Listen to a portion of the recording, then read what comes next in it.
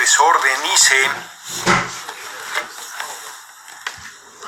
Venezuela, 2 de agosto de 2017. ¿Cómo están? Estoy cansado.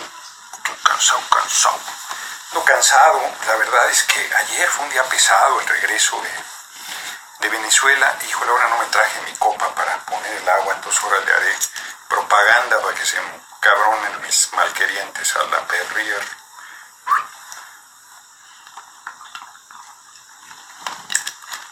¿Cómo están? Fíjense que es terrible. Por supuesto que es terrible lo que pasa en Venezuela. No por lo que dicen los medios de comunicación. A ver, la noche de la elección, hacia la medianoche, sale la presidenta del Consejo Nacional Electoral. Yo estuve en la elección de 2015, cara de funerales, la derecha había ganado por casi 2/3 la Asamblea Nacional, con las mismas máquinas, con el mismo sistema, con la misma confiabilidad.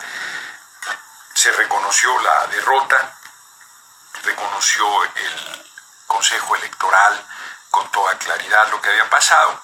Ayer sale muy contenta, el domingo en la noche muy contenta, 30 de julio, la presidenta del Consejo, Tibisay Lucero, porque había sido dificilísimo. En un plazo muy corto, el presidente Maduro convoca el 1 de mayo y en escasos 2 meses se organiza un proceso de un nivel de complejidad grande donde se debían elegir 545 constituyentes, 8 por usos y costumbres de las comunidades indígenas, 370, dime por bueno el número, ahí lo tengo con precisión en mi artículo, de mayoría en los municipios, por territorial y sectorial, empresarios, estudiantes. Tú, por ejemplo, si eras estudiante, puedas votar por estudiante, por uno de los estudiantes y por el territorial donde tú vivías.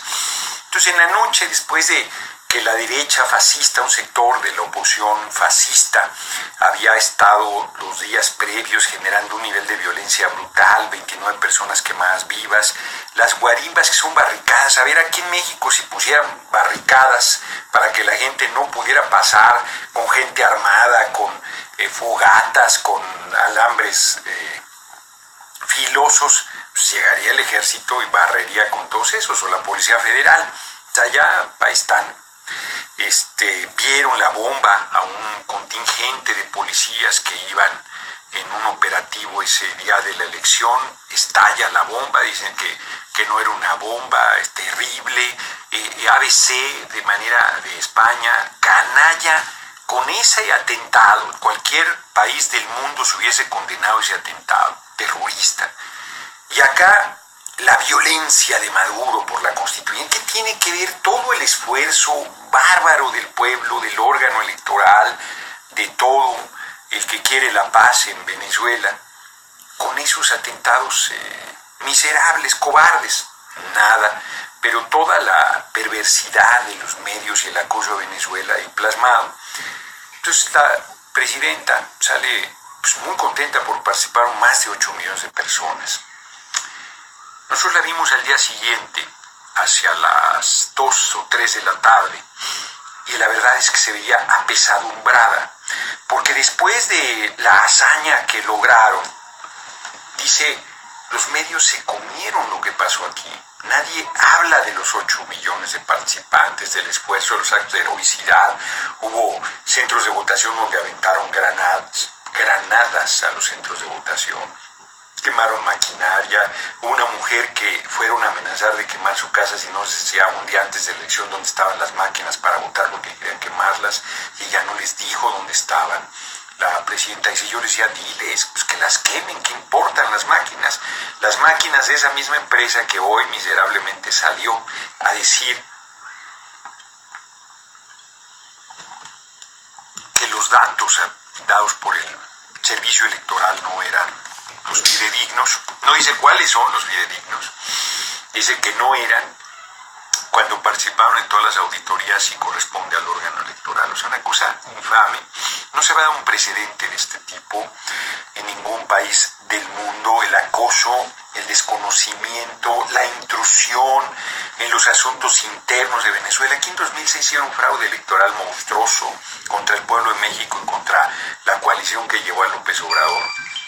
¿Cómo se cayó? Nadie dijo que si el órgano electoral, que si porque se cayó el sistema, no salieron las empresas que dieron sustento a todo nada.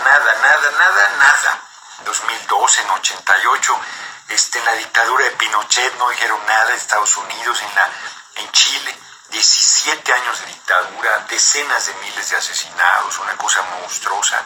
Ahí están todos los documentos, estoy por leer ese libro, con documentos desclasificados que acreditan toda la intervención militar y la presión económica como hacen hoy en Venezuela, que Estados Unidos hizo contra el gobierno de Salvador Allende. Hoy un panista miserable diciendo ese Allende que generó la crisis económica, la generó Estados Unidos, ahogaron al país, pagó con su vida el presidente Allende el compromiso con el pueblo de Chile, y hoy ese miserable olvidándose de las matanzas, las masacres, la brutalidad de Pinochet, que no llegó a lo que está pasando en Venezuela, donde la oposición, no el gobierno, la oposición ha quemado a 29 personas vivas por ser chavistas o parecerlo, y todas morenas.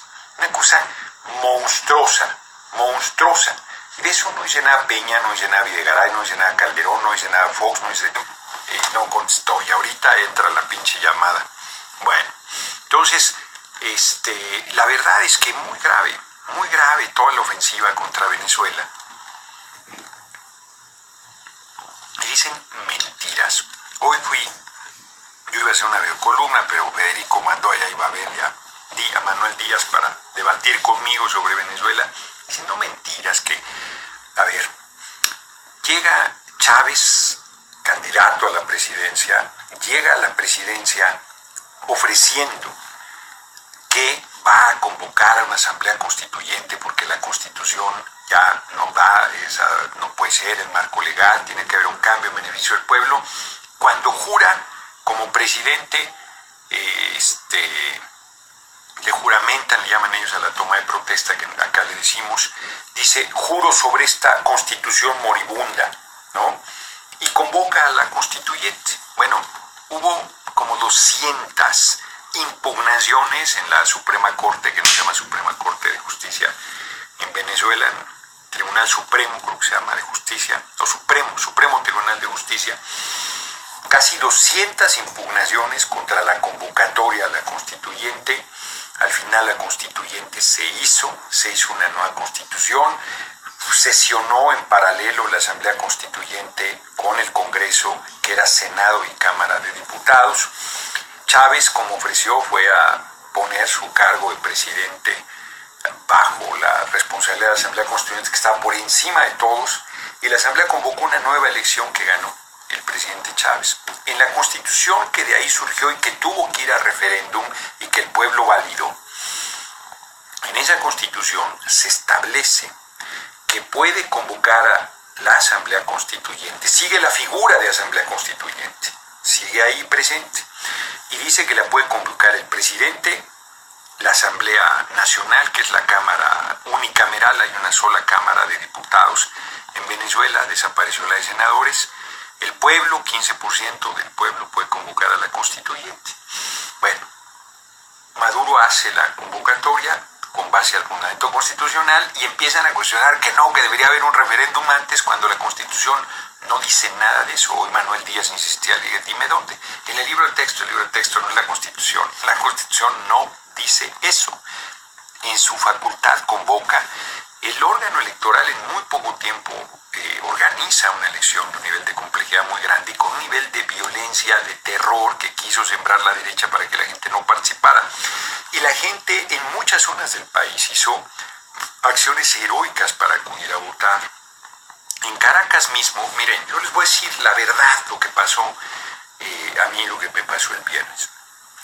Yo estuve jueves y viernes en muchas reuniones, muy activo, viendo cómo está el proceso, trabajando muy fuerte, y tuvimos una reunión con el canciller, ya lo acaban de cambiar, era Samuel Moncada ese viernes, y hace una extraordinaria intervención sobre lo que está pasando en Venezuela.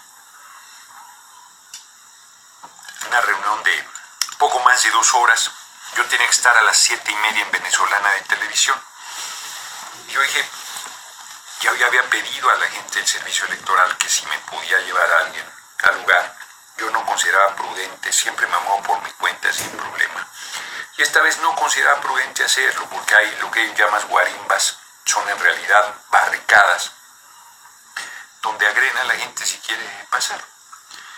Han matado a gente en las barricadas, gente que no era de chavista, que no, o sea, simplemente una mujer me comentó que fue embajador de Suiza en Venezuela, Walter Suterman creo que se apellida, me dice, una amiga mía en Mérida, llevaban un mes sin poder salir, entonces fue con su hijita de 5 años a quitar cosas para poder pasar, le metieron un tiro, o sea, cosa bestial realmente.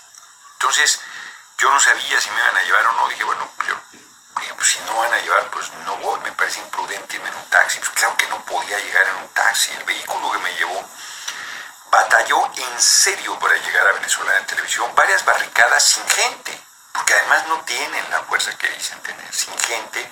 Pero no sabes, ya está por ahí un francotirador esperando a que pase para tirarte, ¿no? Entonces, pues era muy tenso todo el recorrido cerca de Venezolana de Televisión, que es una zona de clase media, pues montones de barricadas, solas, todas solas, hasta que llegamos a una que se ve un montón de gente. Bueno, digo un montón, ¿qué será? Pues unos 40, 50, si mucho. Bueno, entonces cuando llegamos ahí, el compañero tenía el corazón en su lugar, la sangre fría, se estaciona, se regresa en reversa despacito y sale hacia atrás porque estaba cerrado. Y luego pasamos por el otro lado, contra un camino, pasamos enfrente de ellos. La verdad es que fue muy tenso, porque yo ya empiezo a ser conocido en Venezuela y la posibilidad de una agresión pues existía. Bueno, Walter Martínez y su mujer, Alira, todos los días tienen que pasar por eso para ir a su programa diario a Venezolana de Televisión. Pues es infame. Los trabajadores de la televisora tienen que pasar por eso. O sea, lo que estoy diciendo, se juegan la vida todos los días simplemente para ir a su trabajo. Porque no es un asunto que bloqueen y te lleve más tiempo y gastas más combustible y batallas y tal, y estás buscando. No, es que te pueden matar en una de esas barricadas. Eso es de lo que estoy hablando. No estoy hablando de una protesta pacífica que te puede generar dificultades para llegar al punto al que vas, pero que si sabes que está la protesta, pues tomas providencias para llegar con el tiempo suficiente ante la eventualidad del tráfico y de las dificultades que la protesta genera. No, acá es que te pueden meter un tiro o te pueden quemar vivo. Bueno, eso es verdaderamente infame. Y de eso no dice nada ninguno de estos canallas, ni Peña, ni Fox, ni Videgaray, ni Trump. Son unos miserables, están volcados sobre Venezuela, mintiendo miserablemente, ahogándola económicamente. Ya las líneas aéreas varias han estado, acaba hoy aerolíneas argentinas, están en un bloqueo económico de facto. Nadie se ocupa de lo intrascendente. De verdad, Maduro es un dictador y ese es el problema.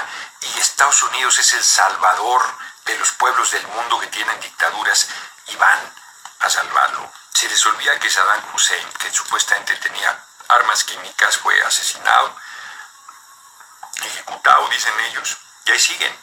10 años lleva nomás Estados Unidos en Irak. No acaba de salvarlos, siguen sacando su petróleo, ¿no? En Afganistán llevan un cabronal. El hipócrita doble cara de Obama, miserable, dijo que iban a salir de Afganistán desde su primer periodo presidencial. Ahí siguen los cabrones en Afganistán. Ya me tiraron mi transmisión en Facebook. Vamos a volverla a poner. Aguántenme el corte. Entonces el Obama canalla dijo que se iban a salir de Afganistán y no se salieron. Se salieron pura madre. Ahí siguen todavía. Ya hasta Trump no se han salido de Afganistán. Están sobre Siria, sobre Libia. O sea, no tienen vergüenza, ¿no? Todo es el petróleo, por supuesto, todos los países sobre los que van es el petróleo. Aquí en México mucha gente decía, no, pues es que Peña entregó el petróleo porque nos iban a invadir militarmente si no se les entregaba. Patrañas, pero efectivamente nuestro petróleo es codiciado como es el petróleo del mundo porque Estados Unidos consume 20 millones de barriles de petróleo crudo al día, es voraz en el consumo de petróleo y solo produce 12, solo produce 8, tiene un déficit de 12 millones de barriles diarios. Entonces anda por... Venezuela le vende 2,5 millones de barriles de petróleo crudo a Estados Unidos, tienen contratos al 49%, no les basta, quieren el 100% del control del petróleo venezolano y quieren pues que el pueblo de Venezuela esté igual que el de México, que tenga el neoliberalismo igual que el de Argentina, igual que el de Brasil, igual que el de Colombia, igual que el de Honduras, de Guatemala, de Salvador, de Europa, de todos lados. Que sea el neoliberalismo, este capitalismo feroz, rapaz, ya no hay para seguro social, ya no hay para educación pública, ya no hay para derechos laborales, ya no hay para nada, pobres y pobres y más pobres los pueblos del mundo, mientras que 8 hombres concentran más de la mitad de la riqueza producida por toda la humanidad y 16 lo hacen en México. Bueno, Venezuela quiere intentar un camino diferente y eso es lo que les parece inaceptable y por eso es el acoso bestial sobre Venezuela. Mienten de manera absoluta. No vas a decir que no están ahí. A ver, van 8 veces, hoy no lo dije en la discusión y se podía hablar. 8 veces van cabrones a provocar, a tirar la cerca, 8 veces, de los cuarteles de la aviación venezolana. 8 veces, donde está el comando de la aviación. Y esperan, y luego llegan ahí con armas de fuego, y esperan que no tengan una respuesta. Bueno, están provocando todo el tiempo. Lo que quisieran es que se generara un hecho bárbaro de sangre para justificar una intervención militar de Estados Unidos. Toma el gobierno de Maduro una decisión que a mí no me gustó, la verdad, que fue darle a un criminal peligroso como Leopoldo López arraigo domiciliario. Tuvo una presión brutal el gobierno de Venezuela, que lo están torturando, que ya lo habían asesinado, que había llegado gravísimo. Ahí están los mensajes de Calderón, por ejemplo, diciendo esto de Fox, que les vale. A Fox es expresidente, Calderón es exusurpador, pero tiene formalmente la condición de expresidente. Les importa un demonio la investidura que tuvieron, mintiendo miserablemente. Bueno, hoy Calderón enloquecido yéndose encima al Papa porque no interviene como ellos quisieran, feroz y fascista en contra de Venezuela. Entonces, que quien tenga un poco de decencia no puede hacer eso. Quien tenga un poco de dignidad no puede estar atacando a un pueblo hermano, en un país hermano, con esa ferocidad. Que Peña, Calderón, por favor, qué calidad moral tienen. Pero además mienten los miserables y rompen con una tradición diplomática mexicana de respeto a la libre autodeterminación, a la autodeterminación de los pueblos. Es un problema del pueblo venezolano cómo sale de las dificultades que tenga. Es su decisión, como el de México. Yo voy a pedir que vengan de fuera a resolver los problemas. No es cuestión nuestra del pueblo de México. Estas instituciones torcidas, envilecidas, corrompidas, bueno, pues tenemos que batallar, quitarlas y construir las nuevas, pero no vas a pedirle a la ONU que venga con sus cascos azules a tirar a Peña. Pues no, esa es una tarea nuestra, ni de ningún país del mundo que venga a meter su cuchara en lo que es nuestro país, hombre, y nuestra, pero además no lo hacen en ningún lugar. Venezuela trae un acoso bestial. Bueno, pues rompe la tradición diplomática porque el gobierno de Estados Unidos no reconocía a los gobiernos surgidos de la Revolución Mexicana, que es la doctrina Estrada de la respeto a la soberanía y a la autodeterminación de los pueblos. Y este güey dice, no reconoce, dice, no reconozco la Asamblea Constituyente. Pues no tienes tu capacidad de reconocer nada, ni de Venezuela ni de ningún país del mundo. Pues nadie te está pidiendo, ¿quién te ha dicho que el canciller de México desgobierno criminal, y aunque fuera un gobierno legítimo, tiene facultades para calificar las decisiones internas de un país. No tiene ninguna facultad ni legal, ni legítima, ni autoridad moral, ni autoridad política, ni de ningún tipo. Lo que puede hacer es romper relaciones con Venezuela si dicen que es una dictadura, que es una necedad ese argumento, ¿no? Pero no debe intervenir en los asuntos internos del hermano país. O sea, no intervinimos en Chile de Pinochet con 30,000, bueno, la Argentina 30,000 documentados en la dictadura de Videla de 5 o 6 años. Chile fueron muchos más. Bestial fue esa dictadura, sangrienta, sanguinaria, rapaz, brutal. Bueno, no intervinimos, rompimos relaciones, que es la posición correcta cuando hay una situación de esa naturaleza, y este cretino ahí haciendo la tarea de lacayo del gobierno de Estados Unidos junto con el gobierno de Colombia, que el propio director de la CIA ya lo reconoció. Entonces es verdaderamente dramático, porque tú llegas y ves, claro, la tensión, la crisis económica, la crisis política, el acoso que trae Venezuela, que no sale de la nada. Pues es como si yo te avasallo, te golpeo, te quemo la casa, y luego, mira nada más qué desmadre tienes, está la casa quemada. Oye, pero si yo la quemé, no, pues no la cuidaste bien, cabrón, tenías por allá uno atacándote, por acá otro, y por acá otro, y por acá otro. No quedes cuidado, no sabes cuidar tus cosas, y llego y te madreo los muebles y abuso de tu familia, y luego si me responde, ahí está el violento, vean cómo es el tipo de agresivo, y si no respondo, ahí está, no es capaz de defender lo que le corresponde y sus intereses. Esos son los canallas. Esto es lo de Leopoldo López.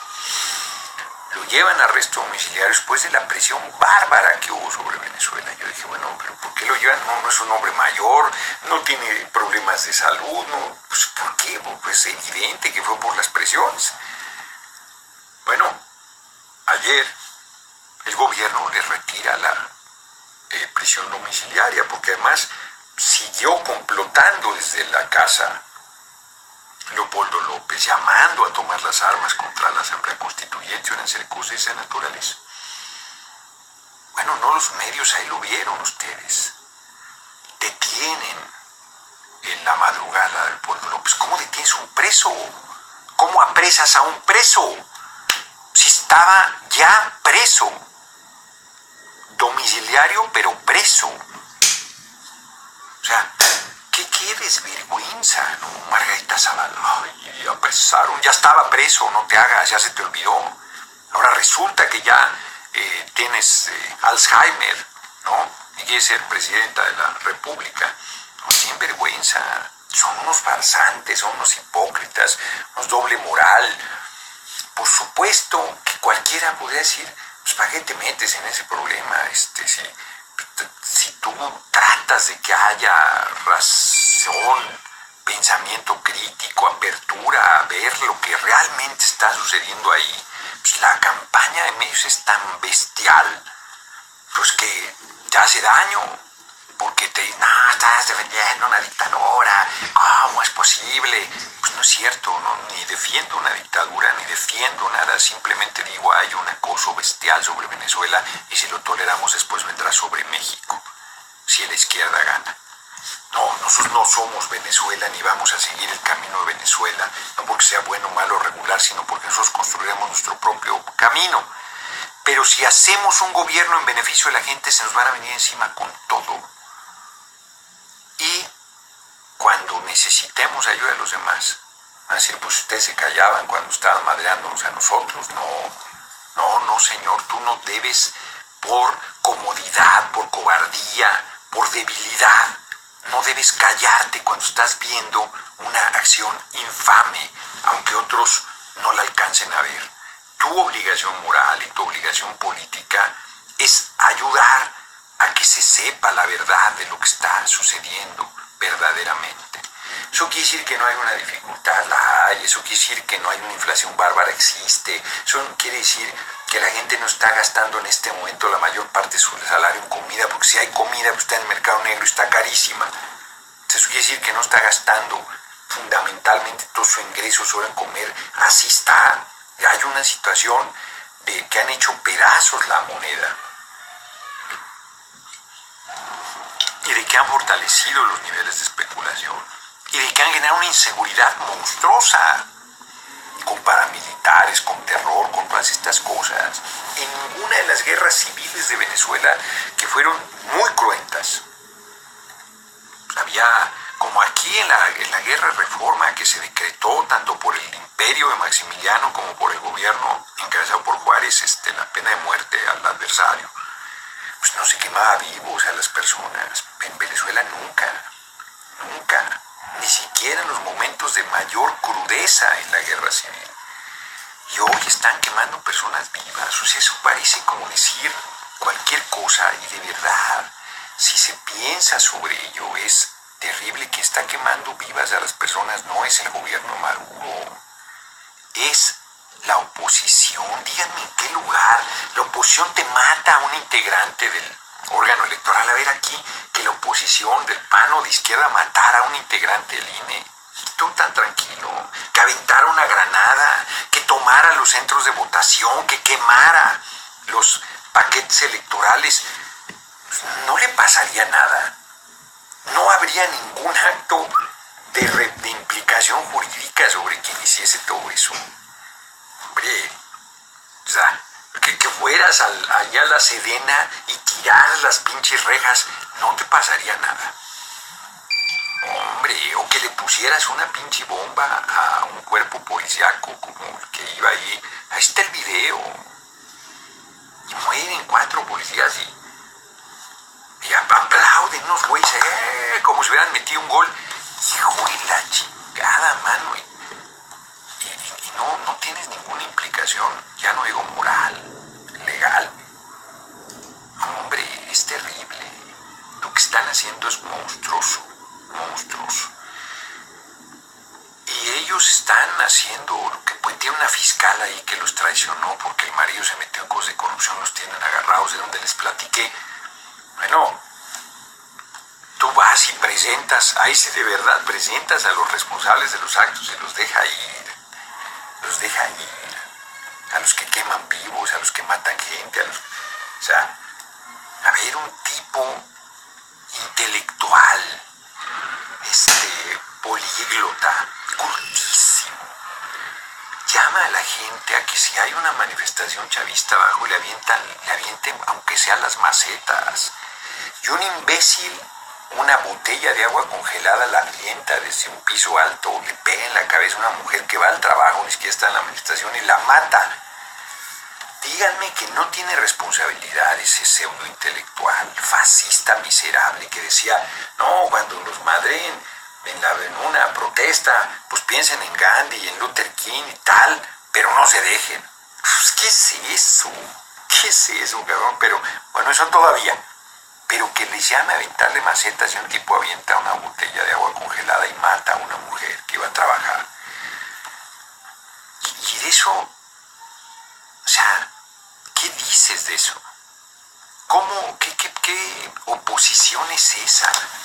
Una oposición que pudo haber hecho que se hiciera el referéndum revocatorio y si tenían mayoría quitaban a Maduro, y no lo hizo, no quiso. Y luego tiene 2/3 del Congreso, casi, y en vez de hacer su acción política el año que entra y elecciones presidenciales, se dedica a buscar en realidad un golpe como el que hicieron en Brasil con Dilma. Ya vieron hoy todas las evidencias de corrupción del presidente que no eligió nadie, que la camarilla que quitó a Dilma Rousseff puso a este tipejo de Temer. Todas las evidencias de corrupción, y hoy el Congreso decide no hacer. Bueno, ahora ya me tiraron el Facebook de nuevo. Bueno, volvámoslo a poner. Entonces, son unos farsantes porque ahí están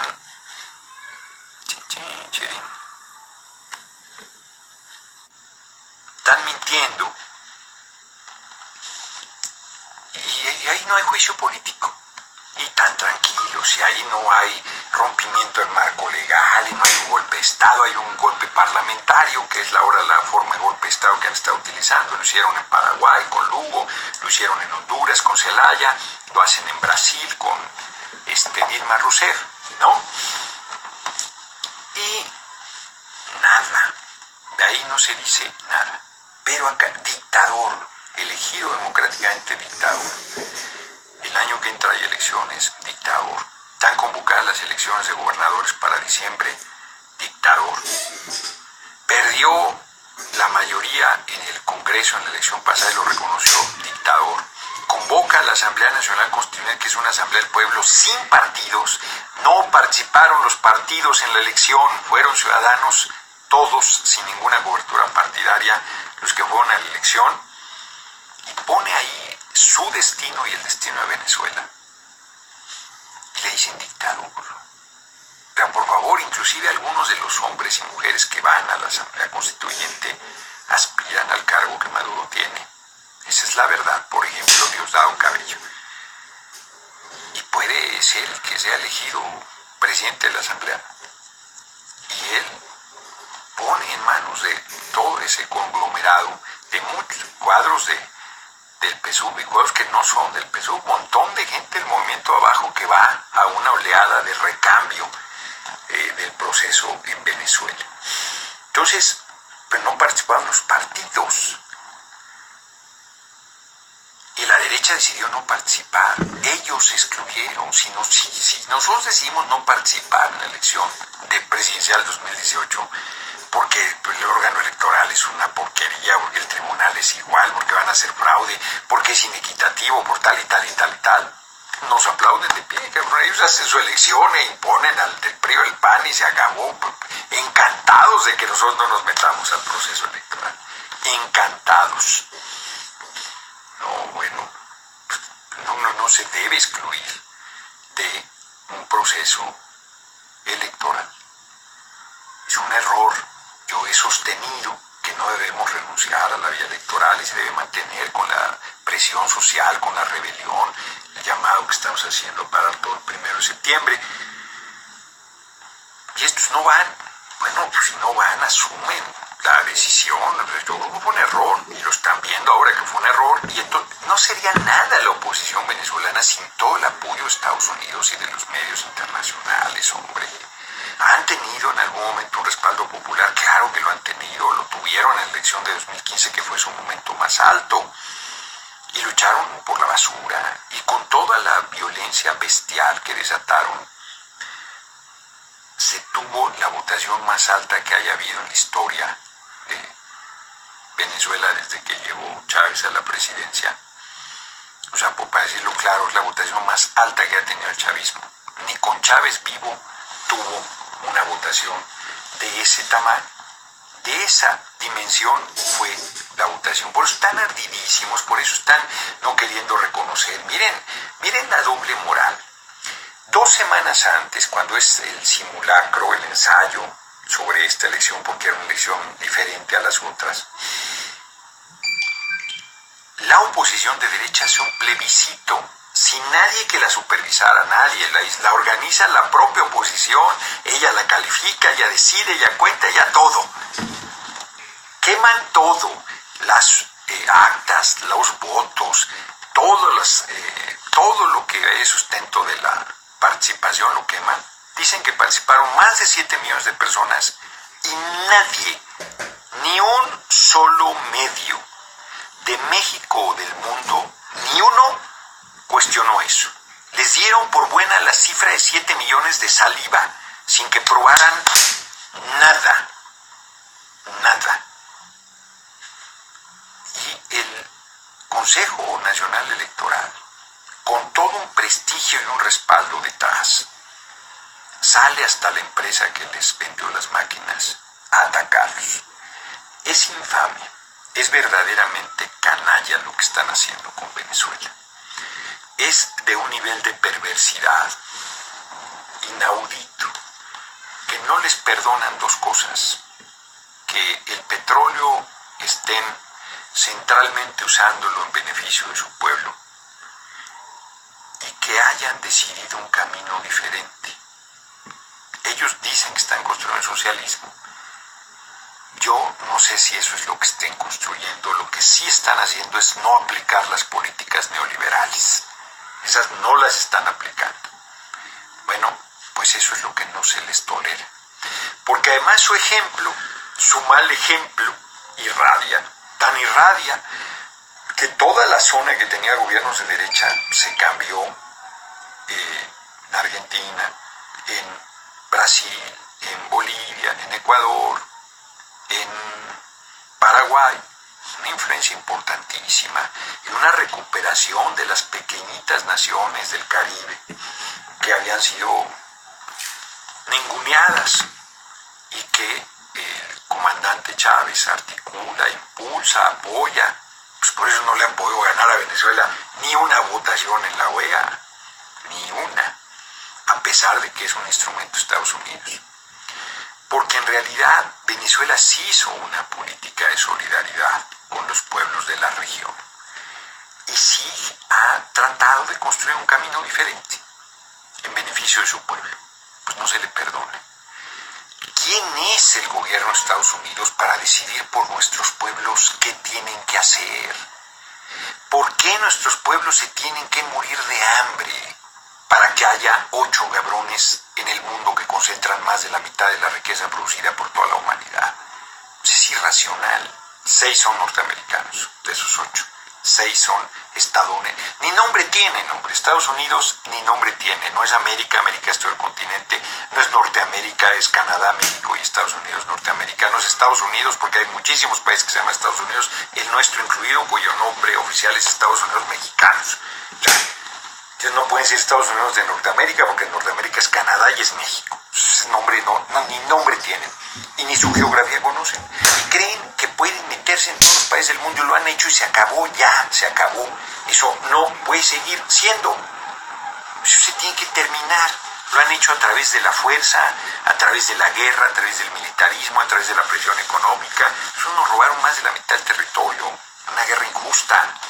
Han invadido prácticamente todos los países, tiraron gobiernos en Guatemala, en Salvador, en Chile, en Argentina, en Brasil, en montones de países, hombre, de América y del mundo. Tiraron gobiernos porque no estaban de lacayos al servicio de sus intereses. Bueno, México logró de las cosas que hizo primero el PNR, primero los gobiernos revolucionarios y luego el PNR, y luego el PRI, fue lograr esa condición increíble de respeto sin tener que, México fue el único solidario con Cuba y con su revolución, contra todo el mundo. Ya después, cuando llegó Díaz Ordaz y Echeverría, eran el número 1 y 2 en la CIA, de agentes de la CIA. Eso poca gente, ahí está documentado, poca gente lo sabe, lo se olvida. Pues Peña y Videgaray deben ser la gente 500 y 528. Lamentabilísimo que tengan el enorme honor y responsabilidad y que acaben traicionando a su pueblo, sirviendo a otros intereses y ahora además de lacayos en contra de Venezuela. Es muy dramático. Y para mí fue una experiencia muy importante porque en condiciones de tensión grande, de acoso muy fuerte, pues fuimos. Yo les digo, esta vez la verdad es que no me moví como siempre por mi cuenta. La zona de las librerías a las que voy es la mera zona de la derecha, ¿no? Entonces, me parece que vaya, ni sentido tenía, ¿no? Además de que no tuve tiempo, fue una agenda muy, muy, muy cargada. Viajé el miércoles en la noche de la semana pasada, hace 8 días. Llegué a las 3 de la mañana al hotel del jueves y luego al otro día temprano empezamos con reuniones fuertes en el servicio electoral. Fuimos al Supremo Tribunal. Por primera vez me sentí en alguna reunión incómodo de ser mexicano, la de la Cancillería, porque planteó el canciller como un país gigante, un gigante como México. Y es cierto, nuestro país es muy, muy importante en el concierto de las naciones. La gente está tan madreada que piensa que México vale madre y que los mexicanos valemos madre, y no, son la 13ª economía del mundo. Mal manejado el país, gigante, efectivamente México es un gigante.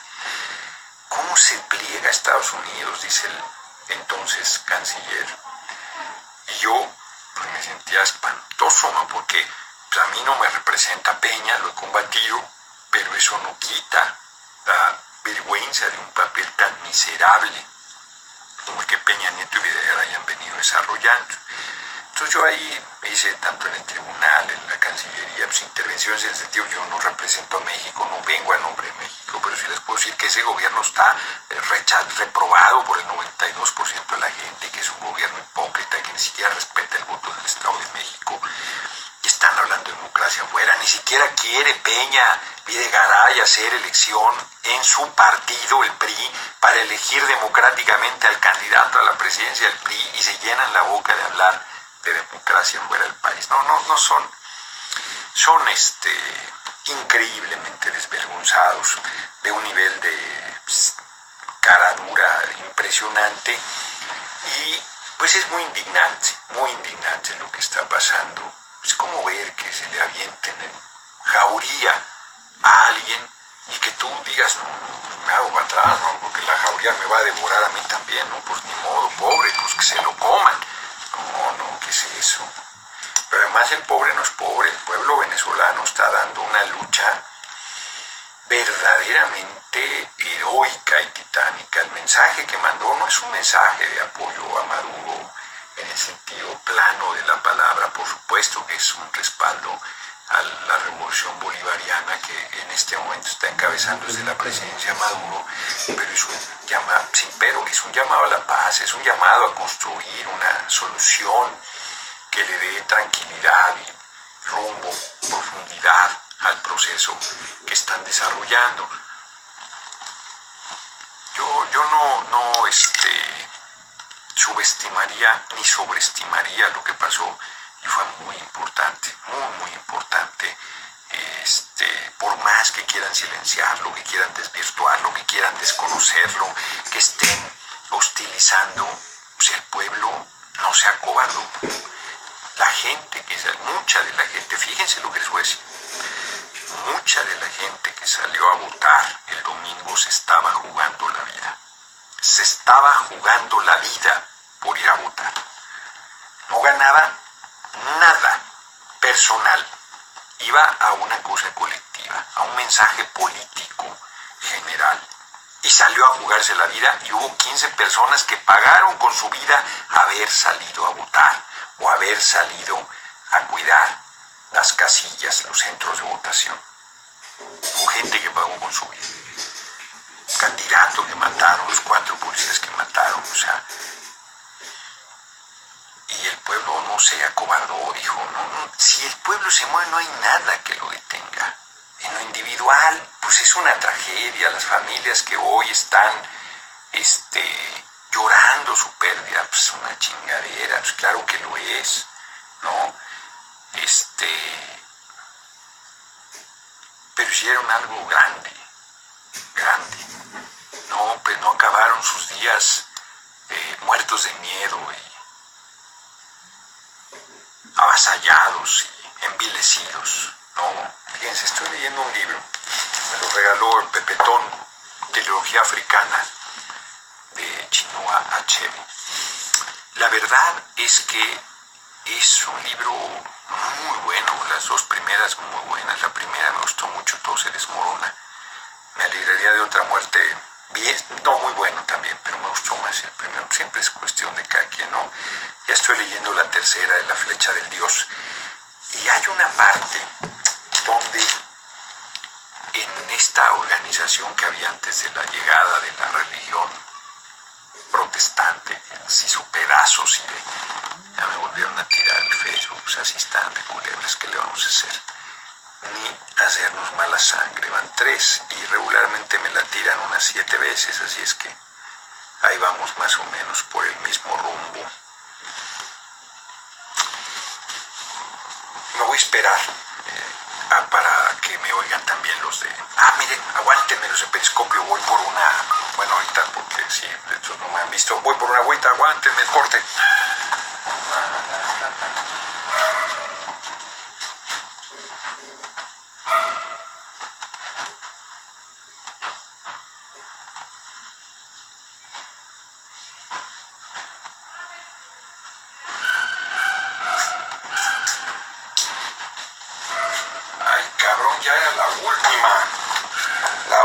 agüita, ya tengo que ir a comprar. Fíjense qué fuerte el tema del libro. Es muy claro de la fuerza, de la raíz de su cultura. Nos ayudaría, si lo leen, les ayudaría mucho a entender lo que pasó con la conquista de los españoles, que madre autoestima y todo, y que en realidad eran pueblos guerreros muy fuertes con su propia cultura, con sus dioses, con su identidad, con su visión de la vida, con sus costumbres, que es el caso. Y hay una parte que me encantó de este libro. Hay muchas, pero una parte que me encantó. Porque ser hombre, no sea machista, ¿no? Ser hombre era un título. No eras hombre por traer 2 huevos y un pito colgando, no. No cualquiera era hombre. Tenías que ganar el título de hombre. Con firmeza, con valor, con dignidad, con servicio, con compromiso. No cualquier cabrón era hombre en estas sociedades. Había 4 títulos que podías tener y uno de ellos era el de hombre. Y también, como en su momento en el libro de Oriana Fallaci de un hombre, cuando ella le dice a él cuando salió de la cárcel, que luchó contra la dictadura griega, les recuerdo, Papadopoulos, estuvo 5 años en la cárcel a punto de ser ejecutado, torturado, tratado con una bestialidad terrible. Y ella le dice que es un héroe, y él le dice, no me digas eso, eso me abruma, no es así. Y entonces él le dice de un poema, no me acuerdo ahora de quién, muy bonito, una definición de hombre. Y entonces él le pregunta a ella, porque ella le pregunta qué es un hombre para ti. Y entonces le hace esa definición de ese poema bellísimo. Y cuando él le pregunta a ella le dice, un hombre eres tú. Ahí empieza su romance, ¿no? Pero un hombre, efectivamente ser un hombre no es que hayas nacido en el sexo masculino. Y ser una mujer tampoco. O sea, yo creo que un ser humano se convierte verdaderamente en un hombre y una mujer en el momento que obtiene la estatura moral, ética, política, de compromiso y de servicio, de firmeza, de entereza. Si no, no lo son unos bultos, son unos bultos. O sea, no cualquiera puede ser considerado como tal. Es una visión que pudiera ser considerada aristocrática, pero que en realidad es un proceso de formación, de crecimiento de ti mismo, y que te tiene que llevar a un resultado, porque no es porque naciste, no. Hay una parte del libro que dice, a ver, le dice, hay un árbol así enorme, gigantesco, majestuoso, no me acuerdo qué nombre tiene el árbol, hagan de cuenta, es un árbol, un ahuehuete, unos arbolones ahí, grandioso, monumental.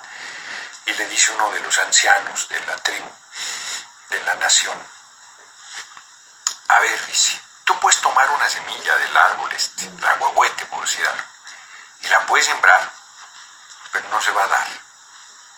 Dice, puedes sembrar cualquier otra cosa, pero ese árbol no, porque la grandeza de ese árbol, como la grandeza en el ser humano, se da donde le da la gana darse, no en cualquiera. No cualquiera es grande, ni por el apellido, ni por el dinero, ni por la posición social, ni por nada. La gente es grande por lo que hace. Yo diría, se convierte en hombre y mujer por lo que hace. No por lo que hereda, ni por lo que le dan, ni por lo que presume. No. La grandeza del ser humano me parece además que está encaminada al servicio y al compromiso, a la lucha contra toda esta villanía de la desigualdad social, de la miseria, de la injusticia, del hambre, de la desesperanza, del atropello del otro, del envilecimiento por la avaricia, por la codicia. No, yo creo que tenemos que construir otra sociedad. Hoy acepté caer en la provocación de Babel. Una parte de la sociedad, de la visión del mundo no está ahí. Pues esa parte debe desaparecer, le dije, debe desaparecer. Te voy a dar oportunidad en que no digas que las personas, debe desaparecer. No es un problema de las personas, es un problema de que nadie debe vivir a costillas del otro. De que no puede ser que gente talentosísima, porque el otro tiene dinero, te use, gaste tu vida, tenga 8 o 10 horas ahí, tirando tu vida, tu talento, todo, tu energía, tu pasión, todo, para que te dé unas migajas para que puedas vivir. Cuando tú produces con tu propio esfuerzo la riqueza, la mayor parte de la riqueza que se lleva, y la que te dan como parte de tu salario. Entonces tienes que cambiar el sistema de tal manera que nadie se apropie de la riqueza producida por todos, sino que se distribuya y se haga de manera solidaria y se genere una forma de organización social donde nadie sufra por carencias económicas. Yo creo que uno de los problemas de Venezuela, estoy convencido de ello, es que han estado buscando conciliar lo inconciliable. Hoy me decía Federico Lamón en una entrevista de radio, irán a pasar a la abolición de la propiedad privada, como en Cuba, se refiere a la propiedad privada de los medios de producción, a superar el capitalismo. Yo decía, no los veo en esa lógica, y tampoco está muy claro cómo das ese paso para ser una sociedad que verdaderamente dé un salto en el desarrollo de las fuerzas productivas, genere una mayor riqueza y se reparta de manera justa entre todos los integrantes de la sociedad, y que no se convierta en instrumento de dominación. Compré hoy un libro que me pareció, te voy a mostrar. Estoy hablando de libros, pero estoy hablando no de libros. Un libro sobre Gandhi, un ensayo que al tengo hoy.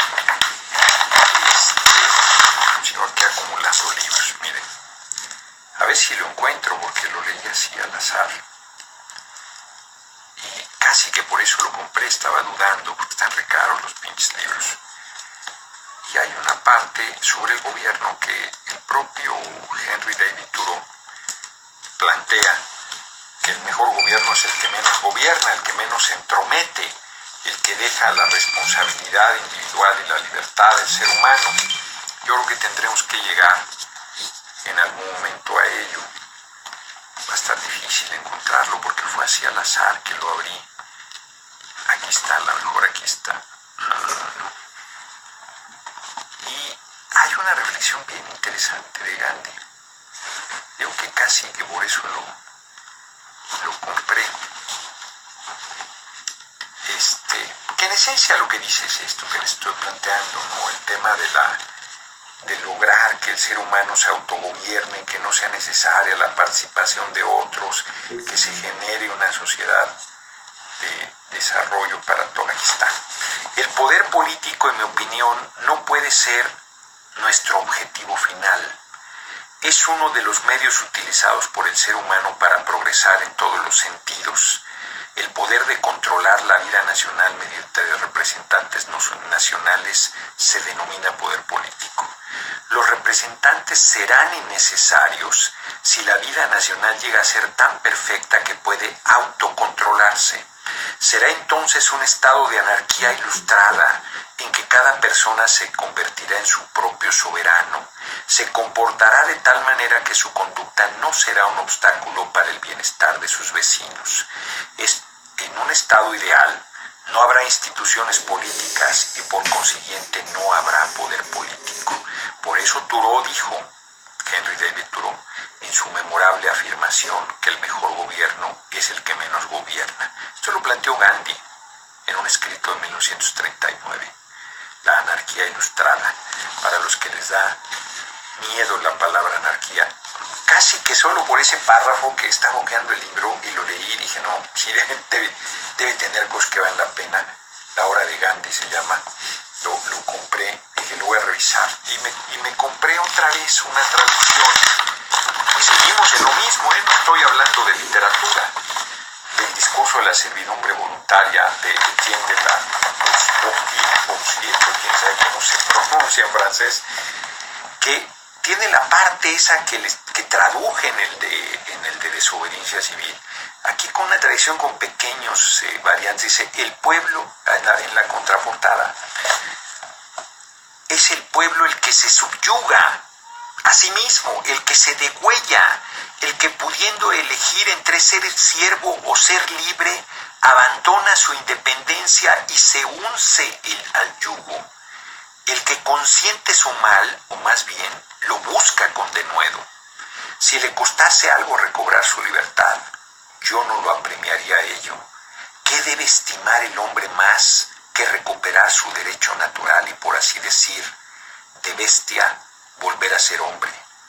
¿Qué desgracia ha sido esta que ha podido desnaturalizar tanto al hombre, el único verdaderamente nacido para vivir libremente, y hacerle perder el recuerdo de su primer ser y el deseo de recuperarlo? Este hombre lo escribió en el siglo XVI, a los 22 años. Es una cosa fortísima. Entonces me dije, esta traducción tiene variantes que voy a revisar, y que sigue sobre la reflexión y la discusión sobre el problema de que yo creo que no se puede ser libre esperando que alguien te libere. Ayer que llegué de Venezuela, llegando tuve 3 muy buenas experiencias. Se las voy a platicar. La mujer del servicio de migración me dice, oiga, muy bien lo que hace, que no sé qué, que sé qué. Dice, le voy a pedir un favor. A ver, le dije, cuando vaya al baño, envase su orina y désela a esos deshuevados para ver si así reaccionan, si tienen una inyección de valor. No, yo me moría de la risa, ¿no? Y luego 2 jóvenes me piden fotografía, y uno de ellos era muy insistente en la unidad de la izquierda. Entonces yo le dije, la unidad abajo. Si tú planteas algo con el ejemplo, convócalo. No, pero es que ustedes arriba, a ver, el poder está abajo, somos 120 millones, el poder no está en 2 güeyes que se pongan de acuerdo, está abajo en la organización y la participación. No, pero a ver, es que si la gente, no, ya estamos, ya, a ver, cabrón, la gente tiene miedo a perder el empleo. Ah, no, sí. ¿Tiene miedo a perder la libertad? Sí. La vida, ni se diga. Y yo puedo arriesgarme a perder el empleo, la libertad y la vida. Y me echan muchas porras. Pues no, cabrones, hagan su parte. No, es que la gente, no, a mí me vale madre la gente. ¿Tú qué vas a hacer? Tú te tienes que preguntar qué vas a hacer en esta situación que estamos viviendo. Si vas a ser un ser humano, hombre o mujer, lo que te corresponda hacer, o vas a renunciar a tu condición de ser humano, por cobardía, por miedo, por debilidad, por como le quieras llamar. Porque los demás es su problema lo que hagan. El problema fundamental que yo tengo que resolver es qué voy a hacer yo. Dije, porque yo no ando esperando que tú te muevas o que tú te muevas o que... Yo hago mi tarea. Todos los días hago mi tarea. Todos los días. Y no la voy a dejar de hacer. ¿Ustedes creen que no tenía miedo ahora que fui a Venezolana Televisión a grabar el programa con Walter Martínez? ¡Ta madre, mano! Pues claro que tenía miedo. Por supuesto que tenía miedo. Por supuesto que sabía que estaba en riesgo mi vida en ese desplazamiento. Como pocas veces he tenido conciencia de la vulnerabilidad de una situación en que esté yo, sin tener ningún control, porque no vale tu valor, no vale nada, porque pues, cobardemente te meten un tiro, o sea, que no hay nada, nada. Y por supuesto que ganas no me daban de ir. Y actué con prudencia, pero sin cobardía. Y al final llegamos, hicimos el programa y me gustó, por cierto, cómo quedó el programa. Y me olvidé. Ya cuando íbamos a salir, dije, cabrón, pues salgábamos otra vez, y de regreso fue sin ningún problema. De regreso fue pan comido. Ninguna tensión, ninguna dificultad, ningún problema. Bueno, pues tienes que esforzarte. Tienes que obligarte a dar ese esfuerzo, ese salto que es necesario, que nadie quisiéramos dar. Todos queremos que alguien lo resuelva. Nadie lo va a resolver.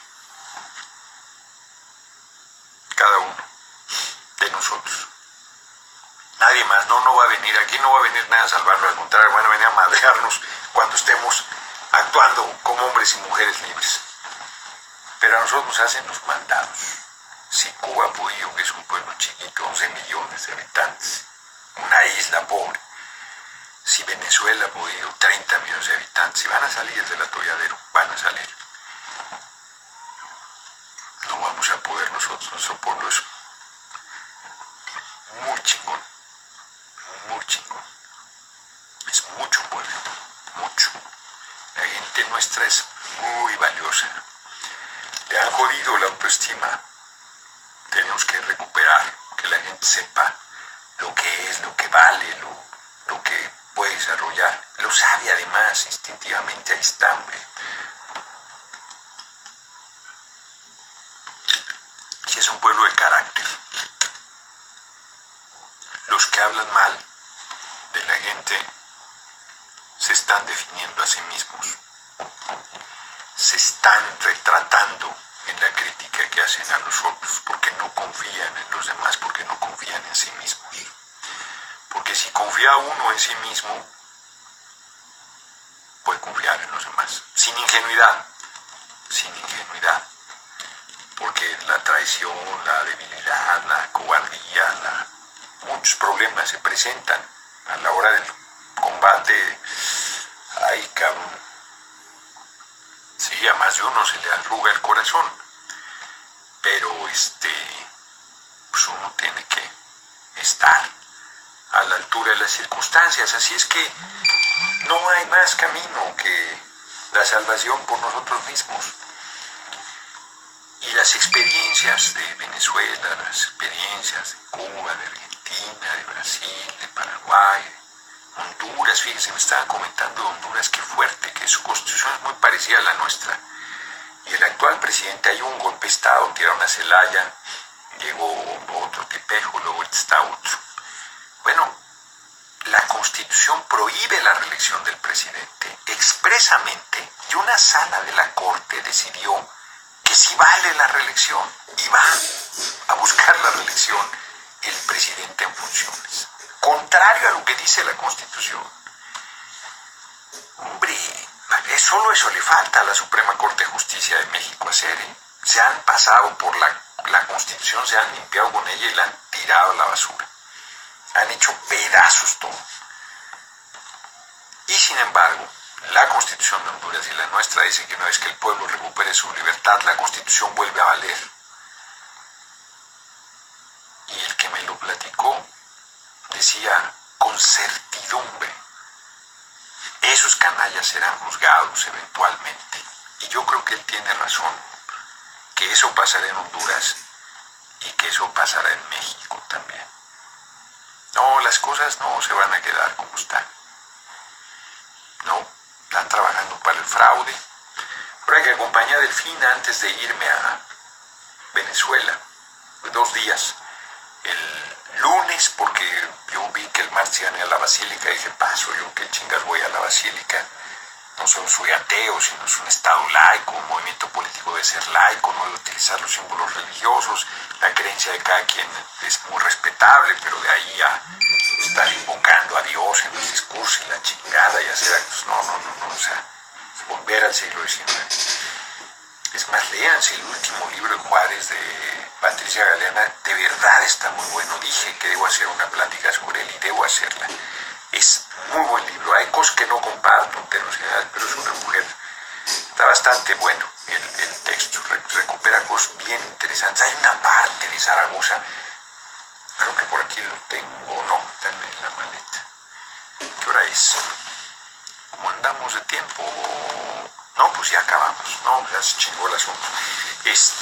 Si no les leía, pero se les comento, créanmela, otro día se los platico con el libro en mano. Está preparando Zaragoza la batalla, la que ganamos, la única que hemos ganado, al ejército francés, al ejército más poderoso del mundo. Dice palabras más, palabras menos, es mucho mejor como de Zaragoza, dice, el discursito chiquitito de un parrafito, no dijo más, cabrón. Dice, vamos a luchar contra el primero. No, pues la voy a poner porque ese cierre era importante y me lo acaban de tirar en Facebook estos cabrones. 4 veces me la tiraron esta vez, me la han tirado hasta 6. 5, vámonos. Con esto cerramos. Ya no iba yo a dar, pero esa parte del hasta pude haber ido, pero ustedes están acá viendo en Periscopio. 2, 1. Volví a dar el vínculo en Facebook, ya se acabó la charla, pero quise decirles lo que estaba platicándoles sobre Ignacio Zaragoza. Es un parrafito, lo trae a colación completo esta mujer, Patricia Galeana, y dice, el ejército francés era el más poderoso del mundo en ese momento. Y dice, vamos a pelear contra el ejército más poderoso del mundo, contra el primer ejército del mundo, algo así dice. Pero ustedes son los primeros mexicanos y les quieren arrebatar la patria. No lo vamos a permitir y los vamos a derrotar. Desde ya les digo que les tengo un lugar en la página de honor, en la historia de nuestro pueblo. Pero lo que les dice es que son los primeros mexicanos y que les quieren arrebatar la patria y que no lo pueden permitir. Y que ese va a ser el motor por los cuales van a derrotar y derrotan a los franceses. Así, el parrafito que estoy diciendo es así, a lo mejor en el contexto en que yo lo leía me pareció mucho más fuerte. El discurso es chiquitito, trae unas frases de Juárez magistrales, con una claridad. Me volvieron a tirar la página en Facebook para que vean que hasta Juárez les hace daño. Hasta Juárez les pesa. ¿Cómo les pesa a estos canallas? Ya haré la charla solo sobre el libro de Juárez.